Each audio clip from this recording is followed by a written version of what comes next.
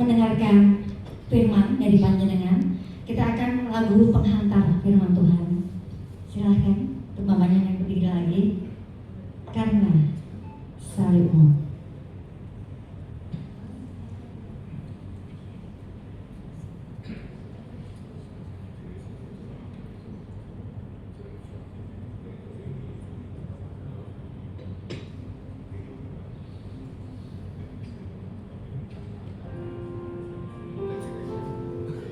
Lagu penghantar firman Tuhan.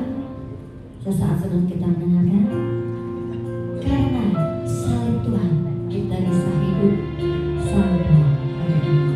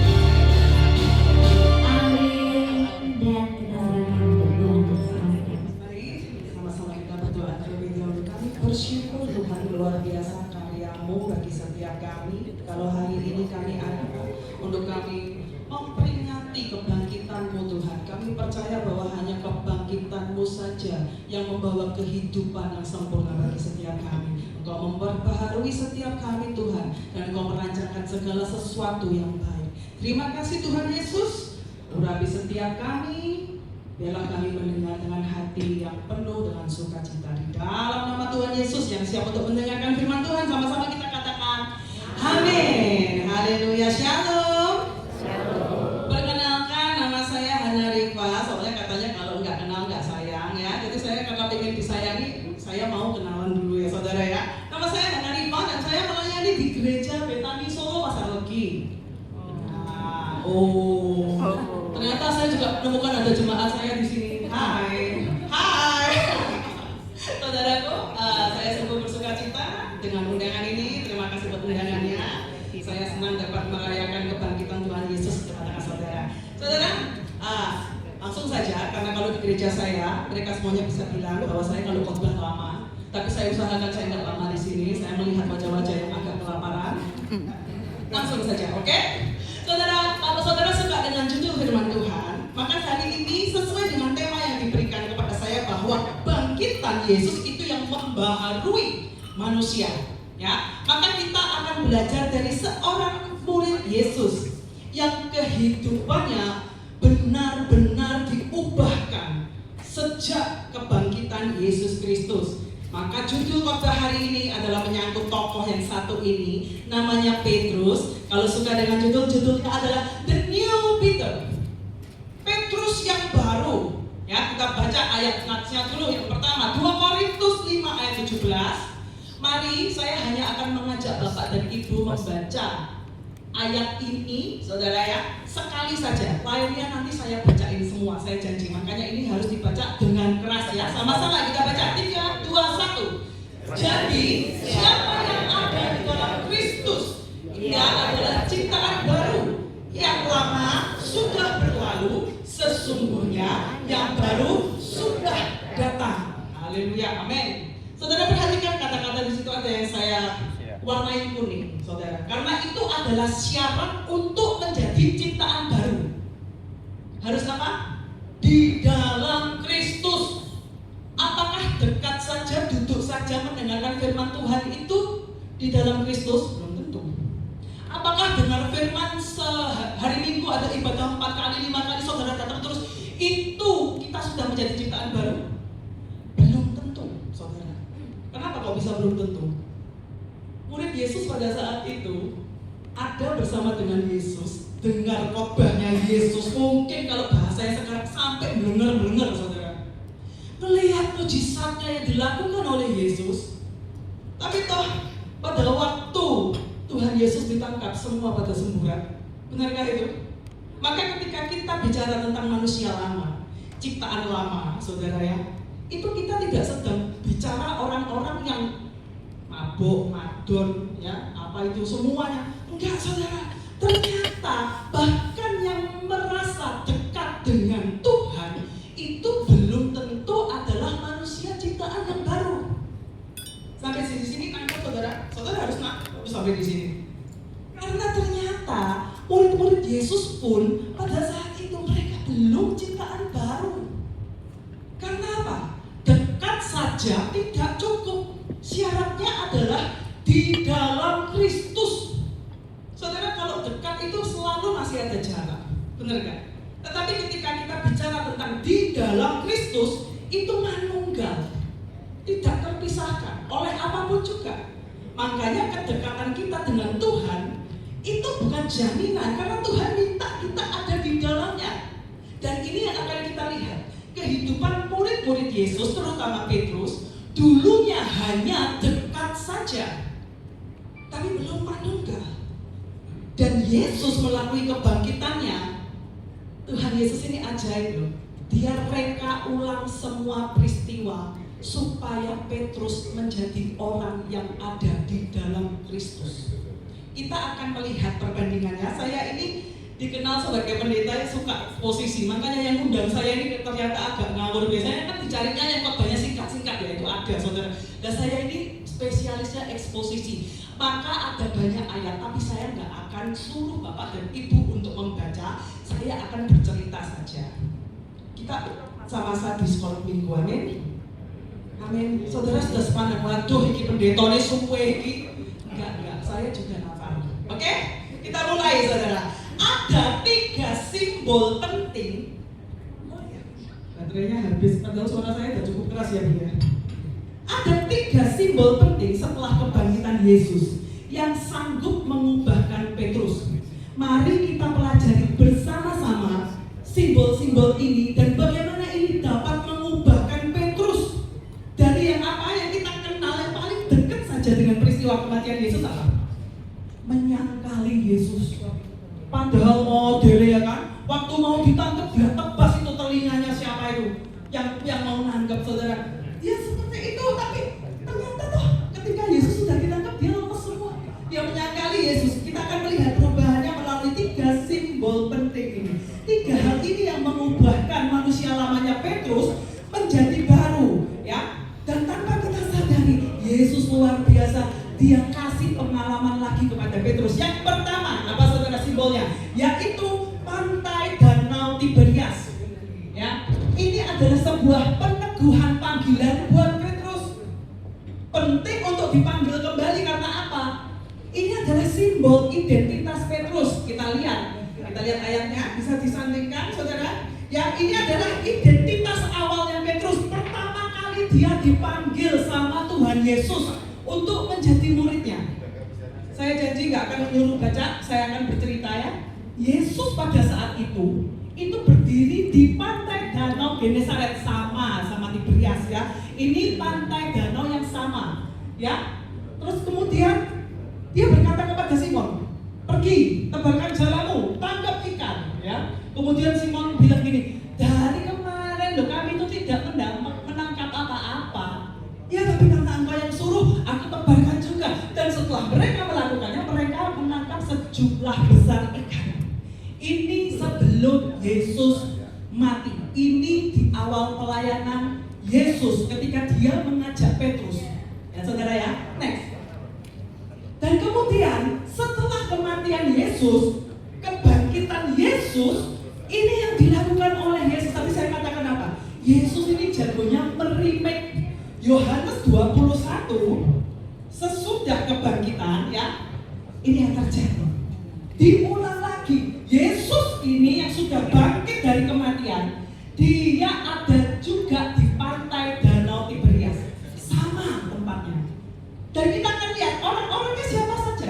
Ada Simon Petrus, ada murid-murid, ada Yesus. Sama orang-orangnya. Kemudian apa ini yang menjadi masalah? Tidak dapat ikan. Sama masalahnya. Kemudian apa mujizatnya? Tebarkanlah jalamu, mereka nanti tidak dapat penarian karena banyaknya ikan. Mujizatnya sama. Saudara bisa melihat tempatnya sama, ya, orang-orangnya sama, masalahnya sama, kemudian apa lagi? Mujizatnya sama. Kenapa kok harus Petrus ini mengalami 2 kali kejadian yang sama di waktu yang berbeda? Saudara, ini penting bagi Petrus. Pasti ada tujuannya. Supaya apa? Kadang-kadang kita kalau ada di tempat yang sama dengan peristiwa yang sama, itu kita seperti deja, benar nggak? Kita ingat kembali, dulu aku di sini, aku ngapain, benar nggak? Dan seringkali kita perlu diingatkan ketika apa? Ketika kita mulai melupakan tujuan kita semula dipanggil sama Tuhan.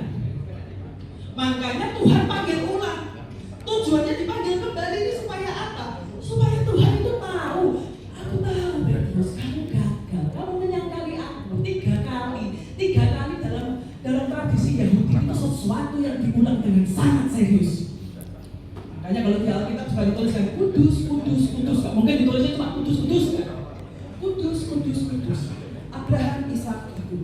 3. Angka 3 itu serius, saudara. Termasuk menyangkali Yesus 3 kali itu serius, fatal. Tapi Tuhan mengatakan apa? Gak apa-apa kamu gagal. Kan cuma gagal kan? Tapi jangan lupa tujuanmu. Makanya Tuhan Yesus kembali ke Danau Tiberias memanggil dengan cara yang sama. Karena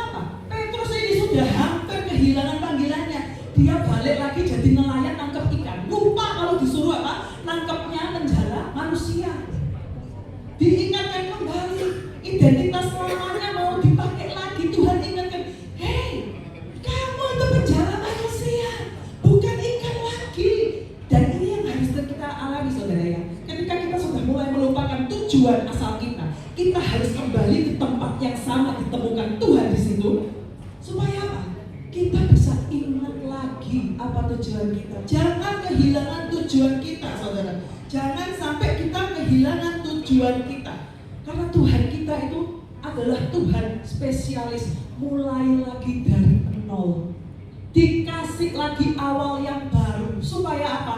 Nggak apa-apa, gagal itu biasa. Tapi kalau berhenti gara-gara kegagalan, itu bodoh, saudara. Ini adalah sebuah pelajaran dari pantai Danau Tiberias. Kita kembali ke titik awal. Supaya apa? Supaya kita ingat tujuan kita. Saudara, zaman dulu orde baru ya. Kalau usia saya ini 46 ya. Dibilang muda yang enggak, ya kan, soalnya cepet capek, ya kan, dibilang tua yang enggak ya saudara ya.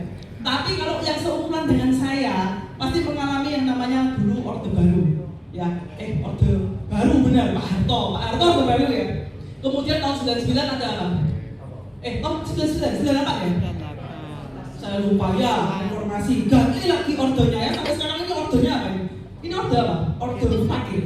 Saya lupa ya saudara. Saudara, tapi zaman-zaman itu, beberapa waktu setelahnya orde baru itu selesai, saudara sering nggak pergi jalan-jalan, kemudian ada di belakangnya truk. Ingat nggak? Truknya gambarnya apa? Pak Soeharto mesem perak zaman kuto. Ingat nggak saudara? Sering kali saya melihat itu. Saudara, kalau saudara pun hari ini sedang mengalami pantai Danau Tiberias, saudara bayangkan mukanya Tuhan Yesus, penak melu kuto. Maka itu jangan pernah pergi dari panggilan kita. Amin. Pelajaran dari pantai Danau Tiberias itu penting supaya kita kembali pada panggilan kita. Tapi respon Petrus itu sama pentingnya, saudara. Ayo kita akan melihat apa sih respon Petrus. Yohanes 21 ayat yang ke-7 ya, setelah dia mendapatkan ikan sampai penuh, ini Yohanes 21 ini mencatat setelah kebangkitan Yesus ya, ketika Yesus mereka ulang kejadian yang telah lampau, saudara. Maka ini yang terjadi. Maka murid yang dikasih Yesus, Yohanes, berkata kepada Petrus, itu Tuhan. Petrus mendengar bahwa itu adalah Tuhan. Maka ia, perhatikan ini, mengenakan pakaiannya, sebab ia tidak berpakaian, bukan telanjang, setengah, saudara. Yang namanya juga nelayan, masa mau pakai jas? Gak mungkin ya saudara ya. Sebab ia tidak berpakaian lalu terjun ke dalam danau. Saya mau ajak saudara mikir. Mau terjun ke danau, tapi dia pakai pakaian. Ini masuk akal nggak? Nggak masuk akal. Biasanya orang kalau mau terjun ke air, dia buka dulu pakaiannya, bener nggak? Kali ini tidak. Dia memakai pakaiannya, lalu terjun ke danau. Saudara, ini melambangkan apa sebetulnya? Dia menghargai panggilan yang datang untuk kedua kalinya. Seringkali kita salah respon. Tuhan sudah panggil kembali, kita nggak meresponi. Seringkali kita nggak mau cepat-cepat berpakaian. Sehingga apa? Kita bukan saja tidak menghargai panggilan, tapi kita juga membuang kesempatan. Ini yang jangan sampai kita lakukan. Saudara mau menjadi ciptaan yang baru, saudara harus meresponi panggilan saudara dengan hormat. Ini adalah sebuah tradisi Yahudi, saudara. Kalau mau ketemu sama orang yang dihormati, dia harus pakai pakaian, walaupun dia harus basah-basah itu. Harus hormat, menanggapi panggilan itu dan tidak membuang kesempatan.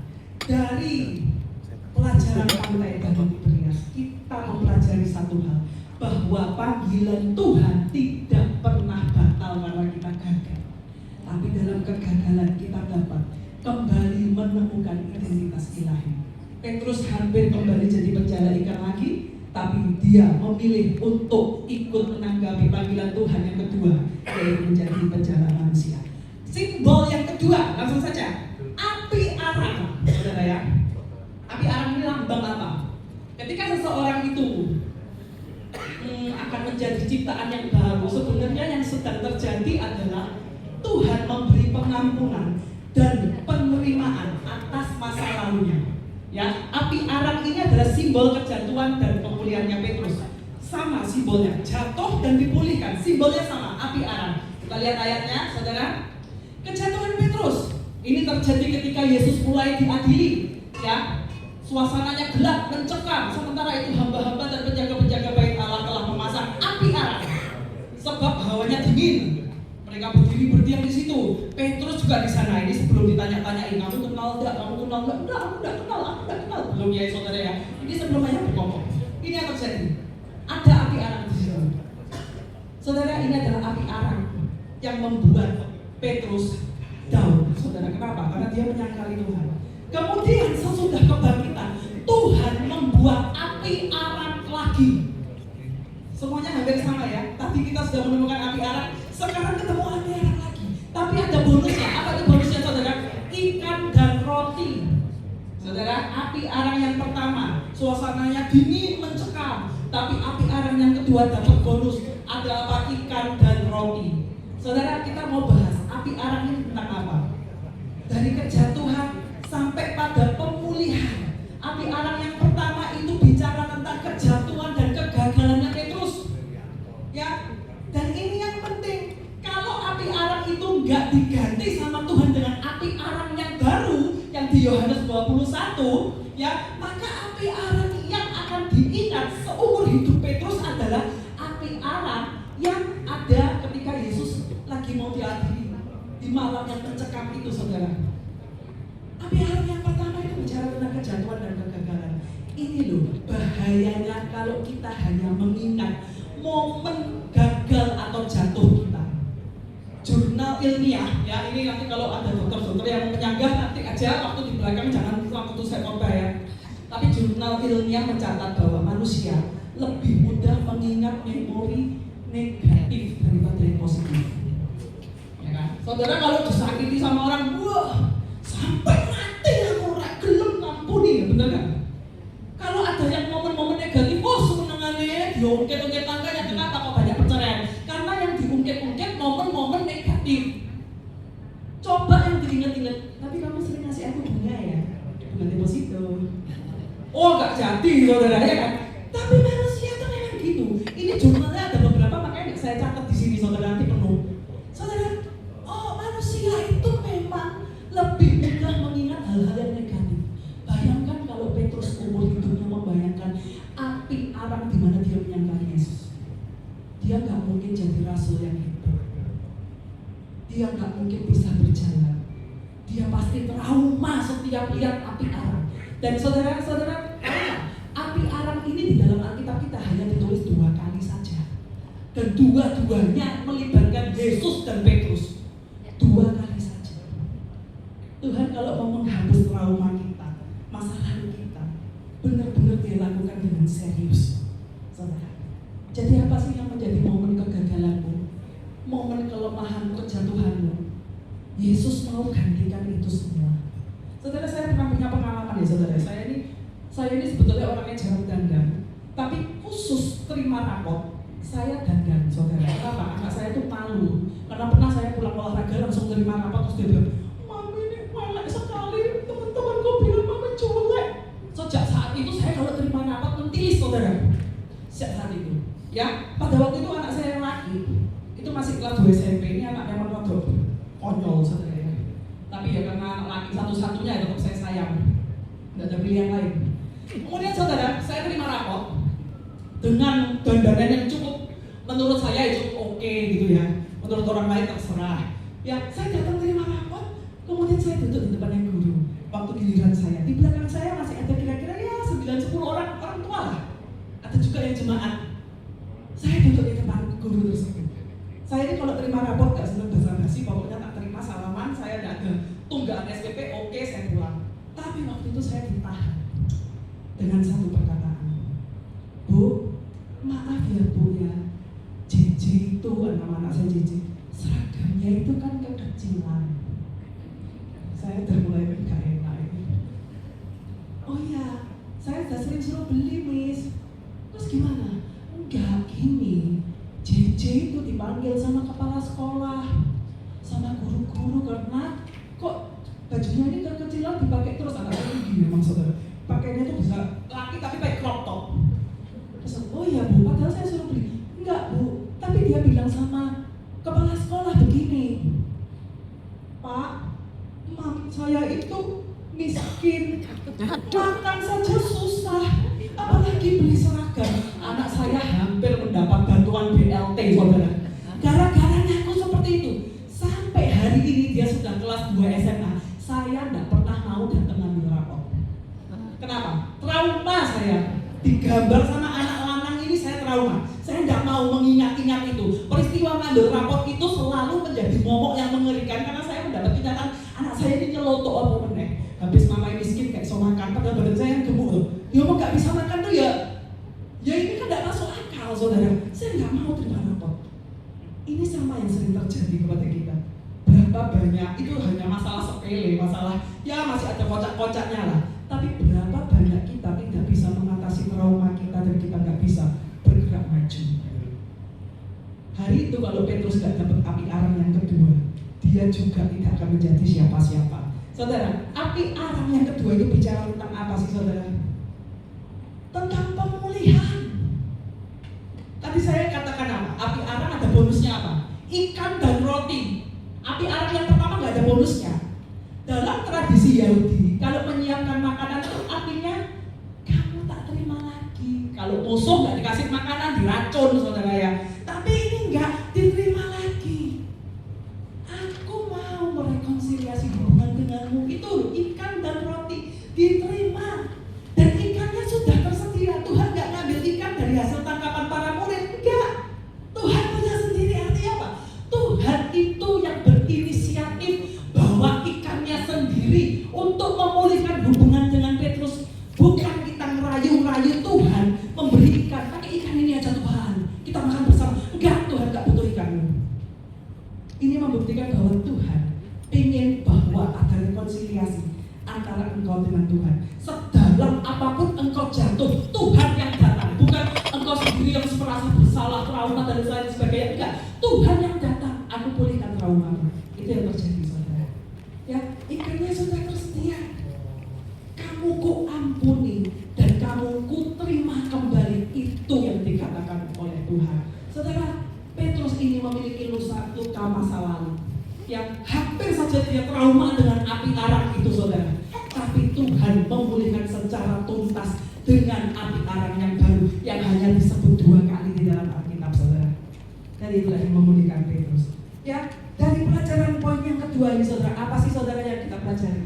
Bahwa terkadang Tuhan mengizinkan kita diperhadapkan dengan api arang yang sama, kegagalan yang sama, kelemahan yang sama, kejatuhan yang sama. Untuk apa? Untuk engkau disembuhkan di titik itu. Nggak ada trauma-traumaan ya kalau menjadi manusia baru. Amin. Jadi ciptaan baru nggak ada yang trauma ya. Yang masih trauma mana boleh disenggol? Kayak nggak ada, aman semua, semuanya lapar. Yuk, lanjut lagi. Yang ketiga, terakhir janji. Memang sudah habis ya bahan saya kan sampai ketiga aja ya. Tapi paling panjang. Ayo, yang ketiga kita mau bicara apa? Jala yang tidak koyak. Itu adalah bicara tentang sebuah kapasitas yang diperluas sama Tuhan. Dipakai lebih hebat lagi. Ya, jala ikan itu apa sih? Simbol kapasitas hidup Petrus. Ini yang dipakai dia kerja di masa lalu. Sebagai pelayan, pasti pakai jala, ya kan? Kalau mancing satu-satu ya tidak kuat, saudara ya. Saudara, ayo kita lihat dulu. Jala ikan ini adalah simbol kapasitas hidup Petrus. Alat yang dipakai untuk pekerjaan sehari-hari. Dan ini nanti yang jadi lambang kapasitas rohaninya ya. Awal panggilan Petrus, seperti ini saudara. Ini awal panggilan ya, berarti Tuhan Yesus belum mati pada saat ini. Masih lagi merekrut murid-murid ya. Dan setelah mereka melakukannya, tadi dengan mujizat yang sama ya, semuanya serba sama. Mereka menangkap ikan yang besar itu yang banyak jumlahnya. Jala mereka mulai koyak, perhatikan. Jalanya mulai robek, saudara. Lalu mereka memberi syarat pada teman-teman, ayo tolongin. Mungkin seperti itu ya. Mereka semuanya datang tolong sama-sama, diisi kedua perahu dengan ikan. Perhatikan kata-kata ini, hampir tenggelam. Hampir itu paling gak enak, saudara. Saudara banyak yang di kedokteran dan lain sebagainya ya. Hampir mati itu gak enak, bener gak? Tidak ada orang yang bilang hampir mati kan enak, tidak ada. Hampir tenggelam pun itu juga berhenti bagi seorang nelayan. Hampir hilang di perahu aset, saudara. Jadi ini nanti kita akan bahas ini. Ayo kita bandingkan lagi dengan setelah kebangkitan Yesus, Tuhan mereka ulang. Seperti apa ini? Simon Petrus naik ke perahu lalu mengheret jala darat. Ikannya banyak, 153 ekor. Sungguh pun sebanyak itu, jala itu tidak koyak. Tahu dua perbedaan ini? Satunya koyak, satunya tidak koyak, saudara. Dan kita akan melihat ini seperti apa sih? Kita sering sekali salah fokus. Ketika kita membaca cerita ini, saudara, kita sering sekali salah fokus. Saya bahkan mendapati ada pendeta yang ketika berkhotbah, ya sampai kapalnya hampir tenggelam. Tuhan Yesus memberkati kita sampai kita hampir tenggelam. Tepuk tangan semuanya. Dan semuanya tepuk tangan kanan. Saudara, kamu nggak cukup jalanmu. Semuanya itu akan membuat engkau rugi.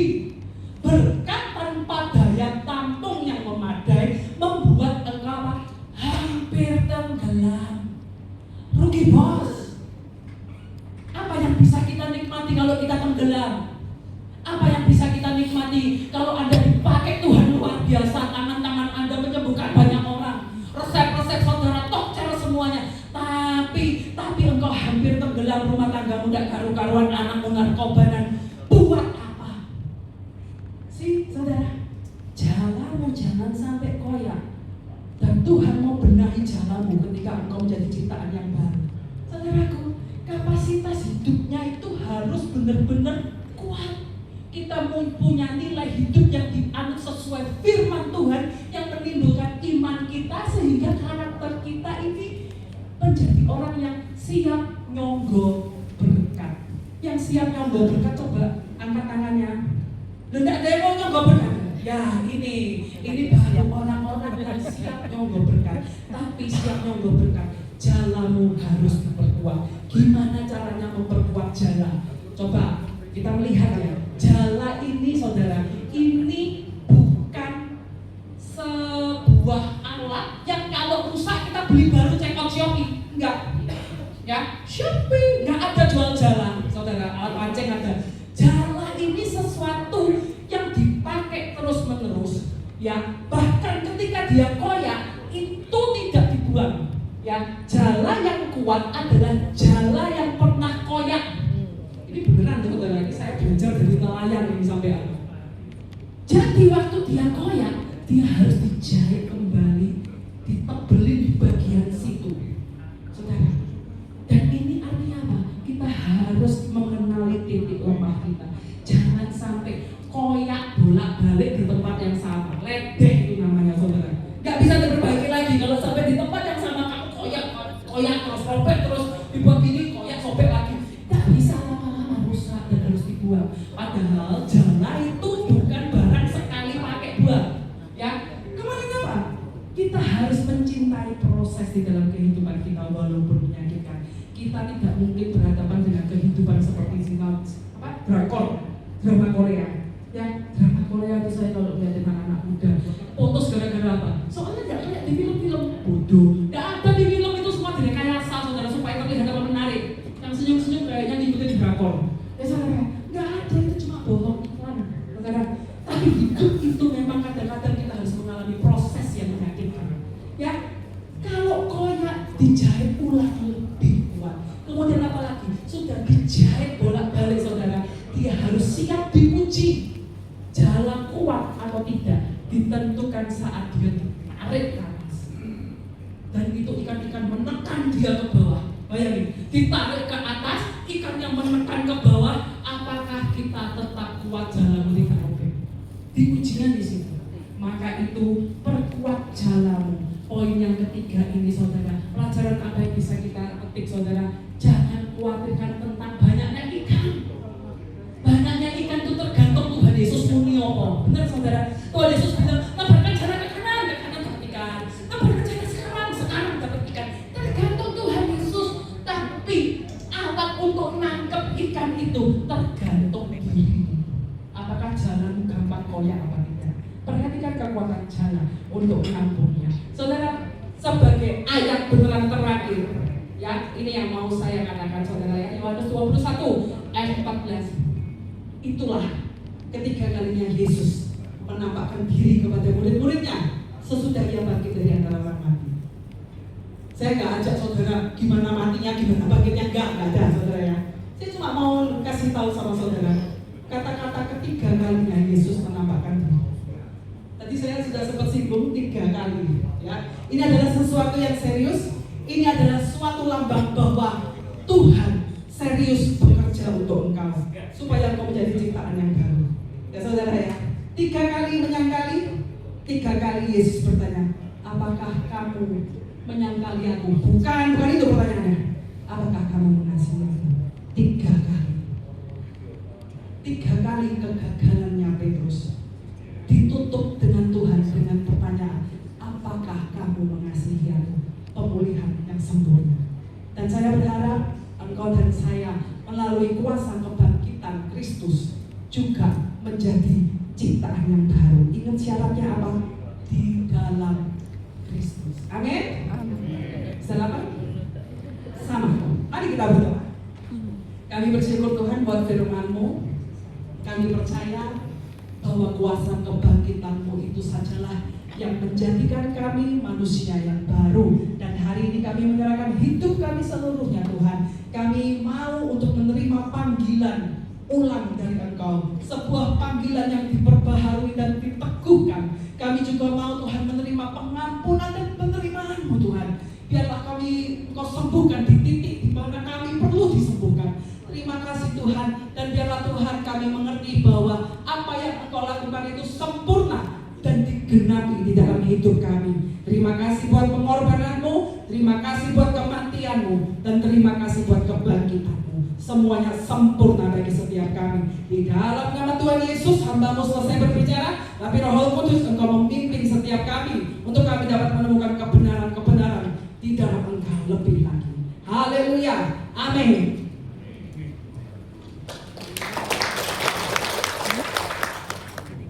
Baik, dan sudah kita mendengarkan firman Tuhan.